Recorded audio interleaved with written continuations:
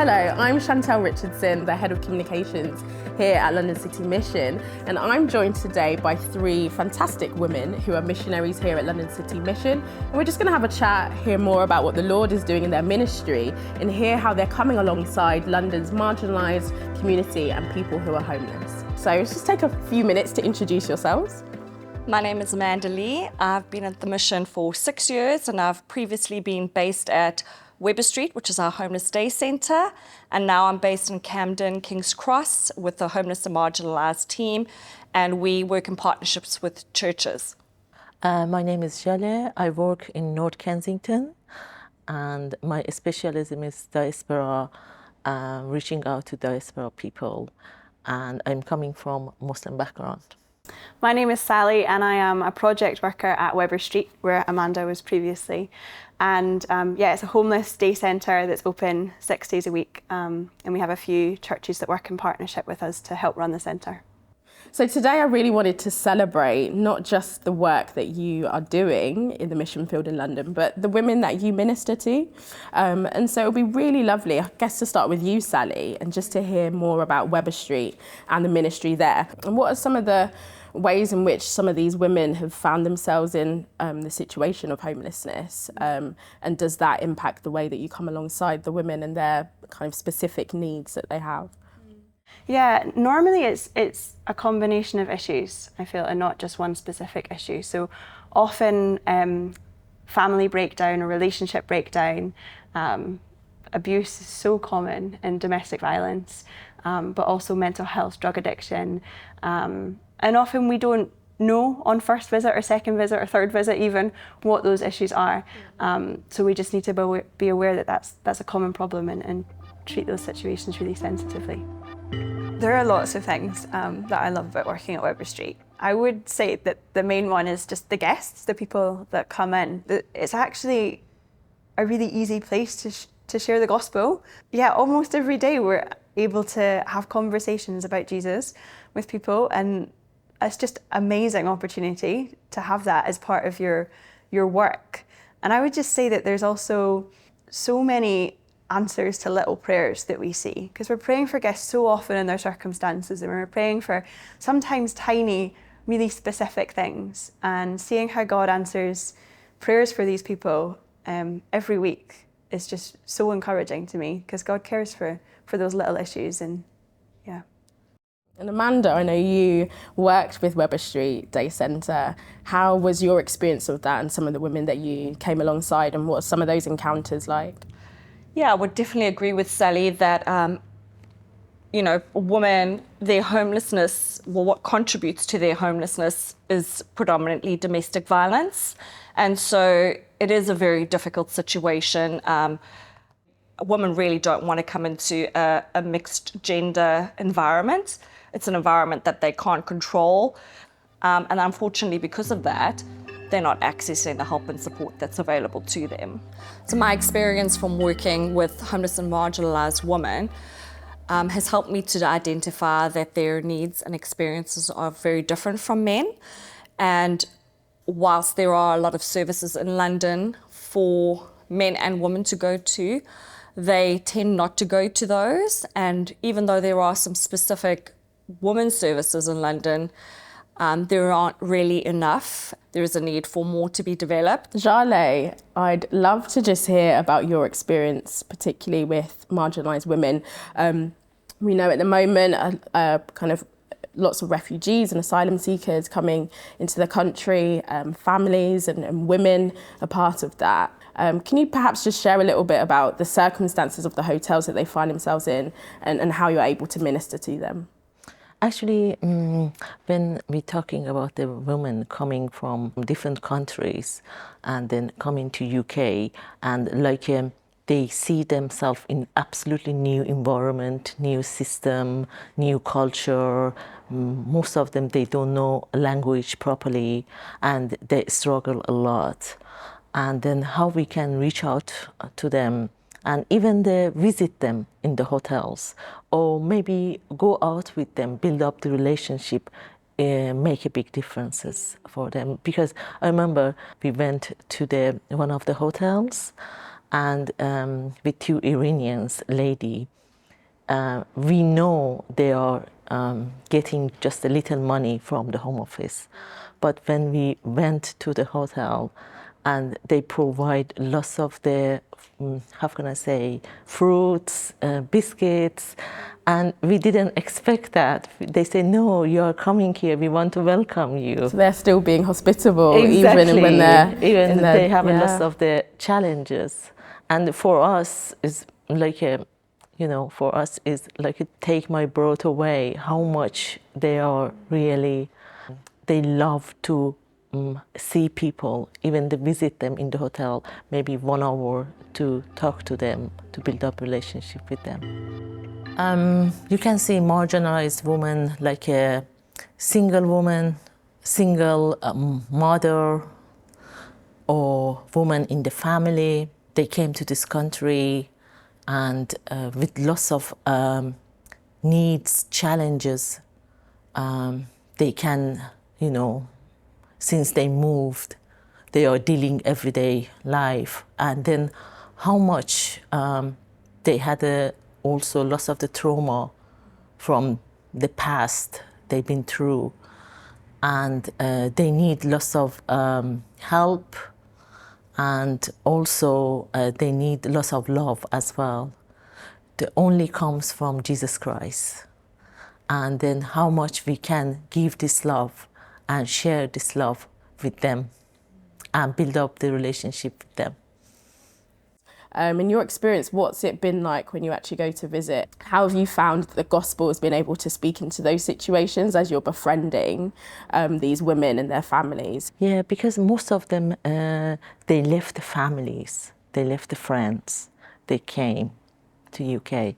I can see that maybe they are okay outside, but they are desperate inside. They are looking for love. They are looking for community. The family give them the love, but this love just comes from Jesus Christ. So Amanda, I know you're working alongside All Souls Church and supporting them and some of their ministry with the homeless community in that area. It'd be great to hear more about that. We are doing a sleep site visit alongside All Souls Church. That means we get up really early on a Saturday morning. How early is early? Or we're at All Souls by 5:45, and Wow. it's a very early morning. Yeah. Huge dedication to do that. And we go out, and the reason it's called sleep site visit is we're really trying to meet rough sleepers at their sleep site while they're still bedded down. They're predominantly Romanian-speaking people. The real intention is to pray the psalm over them and to pray over them. And we're really just looking at, ways that we can develop actually ministering to Romanian women. Amazing. And have you had any particular encounters where they've been responsive? So I know the language barrier makes it difficult. They do understand what we're trying to do. They do understand that we're from the church. And there have just been incredible stories of where we've really prayed and invited people to church, and they have come to All Souls, the evening services, and that's just a really encouragement for us and for the volunteers that, that early morning start, there's fruit from that, and what we're doing going out is making a difference. I wonder, you touched on something there, that they will come to church, which must be just an amazing kind of feeling to kind of see that you're interacting with these people and these women, and then they actually come along to church. What are some of the tips or things that you would really encourage churches to consider when vulnerable, marginalised people are coming into their churches? I think it really starts from the top in terms of the minister communicating that to the church, is that they want the church to be welcoming to homeless and marginalised people. And if that's communicated and everyone's on board, that makes it a much more positive experience for someone coming in, rather than them coming in and nobody knows how to engage with them or interact with them. Because if that's not communicated and somebody turns up, it's not going to be a great experience for that individual. And they are incredibly sensitive. They will pick that up. If someone isn't expecting that in the congregation, they might not respond in the best way. They might not intentionally want to make the person feel uncomfortable or unwelcome, but that might happen if they're not expecting that somebody marginalized would be coming in. in the churches, I think is in my opinion, is a main key. And then build up the relationship, even just go out with them to have a tea or coffee, listen to them, pray with them, because most of the time they really need someone be with them and pray with them and listen to them.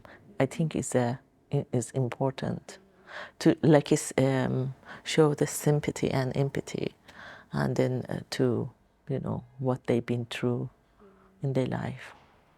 And another thing I'd say is that I've noticed it's really useful to like invite people into Christian relationships, whether it's like friendships or marriages or whatever it would be, because a lot of vulnerable women have been really broken and really hurt by relationships, and especially will have a distrust of relationships in any sense, and especially male relationships. And so being able to have church relationships that you can then invite people into, so that you can display unity in the relationships and welcome someone into that, can be a really powerful tool and welcome someone in quickly, I think. That's really good. I guess one of the things that I've experienced is one of the questions I feel like we can often default to is, oh, hi, I'm Chantel.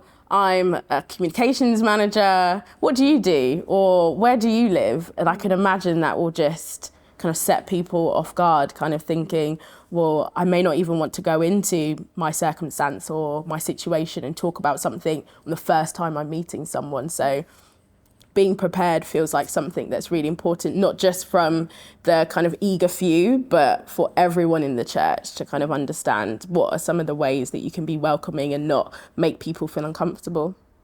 What is it that drew you to become missionaries? What is it that God kind of stirred in your hearts to kind of say, here in London, use me, Lord. I want to share the gospel, I want to come alongside people. What was that motivation for you all? I originally came to the UK in 2004 for a church plant in Surrey, and I just remember always being drawn to the homeless community.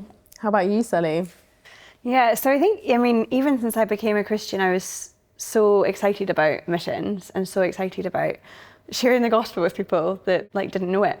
I just thought it was the most exciting thing ever, and also kind of had a heart for marginalised people and for those kind of issues and for addictions and things like that. But it hadn't quite found an organisation that did both the caring for the practical needs, but the spoken gospel was also heard.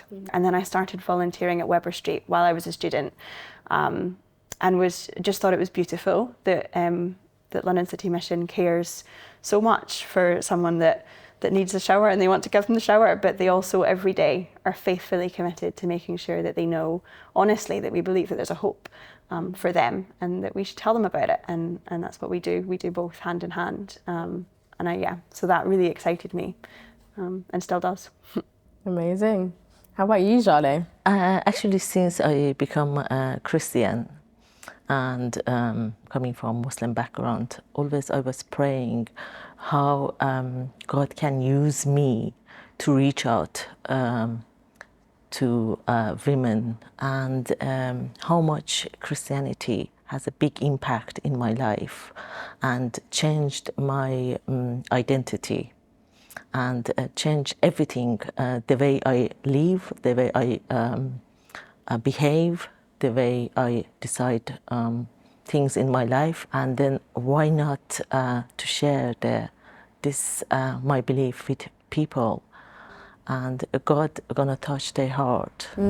I'd love to talk about, I guess, some of the misconceptions about some of the people that you come alongside, so marginalised and homeless people. There might be people watching who have actually got a heart for this. What are some of the misconceptions that people have about this ministry and how hard it can be? Definitely about people. I think a big misconception is that marginalised or homeless people aren't intelligent. It's so often not the case. I so often meet people, and you probably met loads of people as well, Amanda, and Weber Street, who were so well educated and had just, life circumstances had taken them into a completely different life. But I think it's not right when we go into those situations expecting that they wouldn't be clever or expecting that they wouldn't be able to teach us something. I think that some of the misconceptions that people have about homeless individuals or homeless women is that they are homeless because of their own choice. And sometimes, and very often, it's because of their circumstances. And so I do think a lot of people have some misconceptions as well, that people are homeless because of their own addictions, that they have alcohol or drug problems. And sometimes those develop actually when they're on the street. And often those addictions develop as a coping mechanism while they're on the street. And just people will just, just say that they're lazy or get a job and never really understand their experiences that have led them to become homeless. And I think in my experience, before you get an individual into a church and integrate them into a church, there's a lot that leads up to that, months and years of befriending and relationship, and inviting people and not putting pressure on them, but just ongoing invitations to, would you like to come to this church service or this event with me? And it's a long process, and it's one that you just need to be aware of, that it takes time, and to manage your expectations of them and be aware that sometimes you're going to be disappointed. I hugely agree with Amanda. I think it's a terrifying, paralysingly terrifying thing for somebody who's never been to church, never mind someone that's homeless or marginalised and vulnerable, to turn up and walk into a room full of Christians and sit through a service. So having people around that can acknowledge that and just gently say things like, we're glad you're here, or it being okay if they leave early, or being okay if they don't turn up for another 3 months but then come back, making it easy for them to walk in late, making it easy for them to be who they are and have the conversations that they want to have is so important, and they're welcome. I think knowing that they're probably really uncomfortable is very helpful, because often they've got a big guard up, they've got their defences on, so they can come across maybe a bit full on or a bit aggressive or a bit reluctant or whatever it might be, and it's not because they are mean or they are aggressive, it's just because they're really uncomfortable and because they feel like an outsider and they're out of their comfort zone. So knowing that is really helpful, so that you can gently come alongside and be a friend. So we've heard a lot about how you all are ministering alongside women and coming alongside churches and supporting them, but perhaps let's go back to the word. What does the Bible say? What does Jesus say about women? John 4:10, conversation Jesus had with that woman at the well. Jesus said to this woman, if you knew the gift of God and who it is that asks you for a drink, you would have asked him, and he would have given you living water. Jesus knew, actually, she has mask on her face. That's why Jesus stayed at the well. And he knew his desperate, need for salvation. And that's why he stayed at the well. Jesus stayed at the well. Only his water of life can give her real love and hope. I mean, in my opinion, the way Jesus reached out to this woman should be modeled for all of us. Moving out from our comfort zone to reach out to women in desperate need for Jesus' mercy and forgiveness. Sometimes you respond, thanks God for that, but many times maybe we're gonna receive criticism. Of course we will, but Jesus stayed at the well. Wherever your will is, stay at the well and do the ministry. Thank you so much, ladies, for joining me today, just sharing about your ministry, what the Lord is doing through you, and coming alongside churches. I've really been inspired and encouraged, and I really hope all our viewers today have been encouraged by what you've heard. If you'd like to hear more about what any of the women are doing, in their ministry. There's some details that are going to come up on this screen where you can contact us, and we'd love to stay in touch. Perhaps your heart is stirred for this ministry and you love to understand how LCM can come alongside you. We'd love to help. But thank you again for joining us, and God bless.